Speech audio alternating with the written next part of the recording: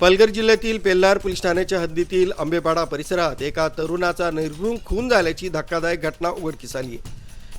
एका पायवाटेजवळ संशयास्पद गुन्हे दिसून आल्यानंतर ही घटना समोर आली। गुन्ह्यामध्ये एका अज्ञात तरुणाचा मृतदेह आढळून आला असून धक्कादायक बाब म्हणजे या मृतदेहाचं शीर गायब आहे। मृतदेहाच्या हातावर अशोक सिंह असं नाव गोंदलेलं आढळलंय। त्यावरून पोलीस अधिक तपास करतायत। या खून प्रकरणी पोलीस उपायुक्त सुहास बावचे यांनी अधिक माहिती दिली। आज पेल्लार पोलीस स्टेशन हद्दीमध्ये हा जो भाग दिसतो आहे तो जाबरपाडा वस्ती आहे, पलीकडे जाणारा हा पायवाडीचा रस्ता आहे।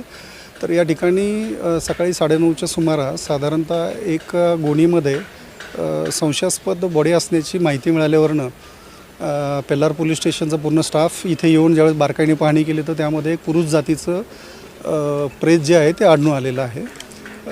या जे बॉडी आहे ही धड नसलेली बॉडी आहे आणि अंगावरती असे वार केलेले त्याच्यावरती दिसून येत आहेत। तर त्या अनुषंगाने आम्ही अधिकचा तपास जो आहे तो तात्काळ सुरू केलेला आहे।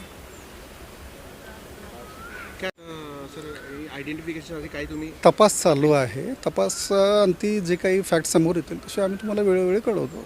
घटनेची माहिती मिळताच पेल्लार पोलीस ठाण्याचे वरिष्ठ पोलीस अधिकारी, फॉरेन्सिक पथक आणि पोलीस उपायुक्त सुहास बावचे तातडीनं घटनास्थळी दाखल झाले।